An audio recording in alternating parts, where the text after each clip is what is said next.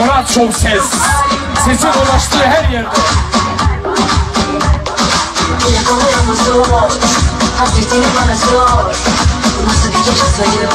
Evet, Batman Belediyesi Ramazan şenlikleri.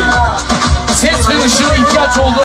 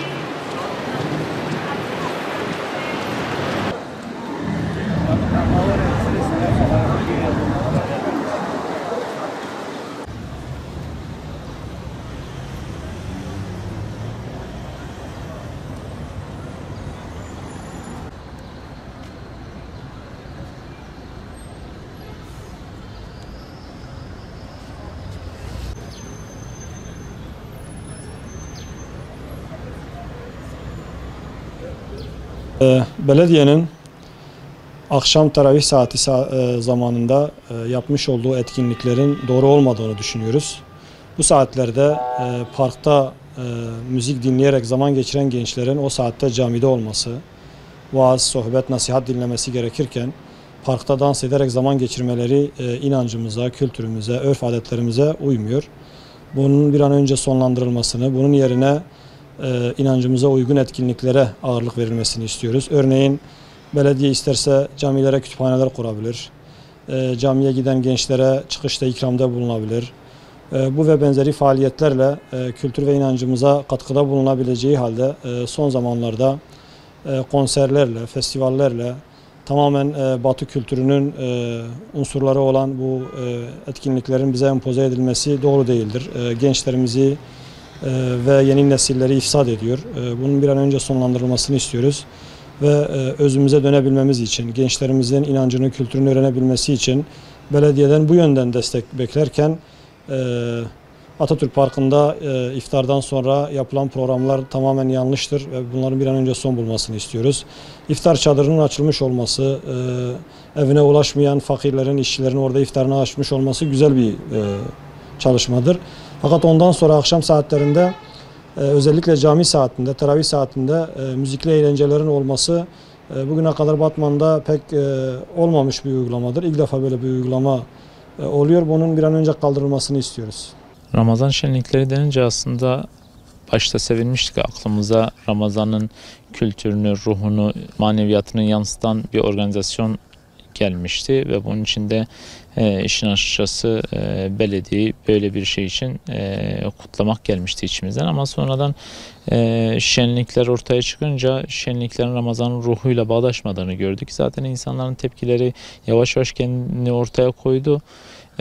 İşte dinle, maneviyatla alakası olmayan organizasyonların yapıldığını gördük. Ben de dün akşam bizzat yerinde görmek için gittim. Bir 5 dakika kalabildim orada. Orada sahnede bir genç vardı ve bir şeyler okuyordu. Oldukça gürültülü ve kulağı rahatsız eden bir müzik tarzıyla, hani Ramazan'ın ruhuyla, manevi havayla, dinle ya da diyanetle alakası olmayan bir tarzda bir şeyler okuyordu. Kulak kabartınca Nesimi'nin bir parçası olduğunu duydum ve orada da ben merhamet hırkasını kendim giydim. Eynime Arun namus şişesini taşa çaldım, kime ne diyor. Arun namusu ayaklar altına alıyor. Gah giyerim medreseye ders okurum hak için. Gah giderim meyhaneye dem çekerim, kime ne. Devamında ise sofular haram demiş. Bu aşkın şarabına ben doldurur ben içerim, günah benim, kime ne diyor. Bunu Ramazan'da, Ramazan şenliklerinde okuyorlar. Maalesef bu insanlar ya ne yaptıklarını bilmiyorlar, ya neyi nerede yaptıklarını bilmiyorlar. Müslüman mahallesinde salyangoz satmaya çalışıyorlar ve bunu Müslümanlık adına yapıyorlar. Çok ayıp. İçeriği gerçekten Ramazan'ın ruhuna yakışmıyor. Bunun acilen revize edilmesi lazım. Ramazan'ın ruhuna uydurulması lazım. Ya Batman bu tarz organizasyon, yani bu tarz derken daha doğrusu Ramazan'ı Ramazan kültürünü bize tekrar hatırlatacak organizasyonlara aç. Ama bu adı altında insanları Ramazan ruhundan uzaklaştırmak da çok acı bir olay ve bu konuda yetkililerin hemen buna müdahale etmesi gerektiğini düşünüyorum. Bu etkinlikler Ramazan ayında, ibadet ayında, teskiye ayında insanların kendini muhasebeye çektiği, insanların tefekküre girdiği ve ibadet olarak teravih namazlarını kıldığı bir saatte Batman Belediyesi'nin böyle bir organizasyonun altına imza atmasını doğru bulmuyoruz. Çünkü bizim toplumumuzun kültüründe bu tür uygulamalar yoktur. Bunu bu şekilde yaparak sanki Ramazan ayını yozlaştırma gibi bir durum ortaya çıkıyor. Öyle algılıyoruz. Bu tür uygulamalara derhal son verilmesini talep ediyoruz. Teşekkür ederiz. Yani Ramazan şenlikleri normalde şu anda Türkiye'de de yapılıyor. Bizim Batman Belediyesi'nin de düzenlemiş olduğu şenliklerle ilgili biraz tepkimiz var. Yani bu şekilde olmazsa hani bunun yerine Ramazan ayı ile ilgili yani Kur'an-ı Kerim ya da ne bileyim ilim, İstanbul'da Eyüp Sultan'da falan yapılan etkinliklere benzer etkinlikler yapılsa daha güzel olur. Yani işte Ramazan ayında hani biraz ters oluyor. Çünkü hani insanlar sonuçta huşu ayıdır. Bizim huşu diye tabir ettiğimiz Ramazan ayıdır. Hani insanlar daha çok böyle huşu dolmak istiyor ama aksine bu tür şeyler yapılınca hem 7'den 70'e yani küçükten büyüğe doğru bütün insanlarımız etkileniyor. Bence yani daha böyle Ramazan ayında huşu alabileceğimiz etkinlikler düzenlenirse daha iyi olur. İçinde bulunduğumuz ay Ramazan ayıdır, Kur'an ayıdır, ibadet ayıdır, tefekkür ayıdır.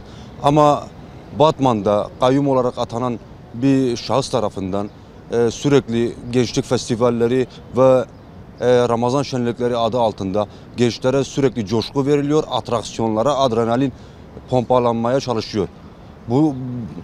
Bunlarla beraber, bu konserlerle beraber neyin amaçlandığı yani halkımız tarafından görülmesi gerekir ve buna karşı bir tepkisellik geliştirilmesi gerekiyor diye düşünüyorum. Halkın kaynaklarını mangaya, caza, pop'a bu tür şeylere aktarılacağına, Batman'da işsizlik oranının resmi olarak %28,5, gayri resmi %40'larda olduğu ve gençliğin ciddi manada her iki kişiden birisinin kesin işsiz olduğu bir ilde yaşıyoruz ve bu korkutucu bir rakam. Bu gençleri sürekli bu sanattır, müziktir, heyecandır, bu tür şeylerle Avrupa'yı iyileştirmeye çalıştırılması ve bilim adına, edebiyat adına, üretim adına hiçbir şeye imza atılmaması, bu şekilde nereye varılacağını gerçekten bilemiyoruz ve bu tür etkinlikleri, bu kaynakların heba edilmesini kınıyoruz ve bunlara derhal yetkililerin engel olması gerektiğine inanıyoruz. Batman halkının da buna karşı duyarsız kalmaması, sessiz kalmamasını temenni ediyoruz.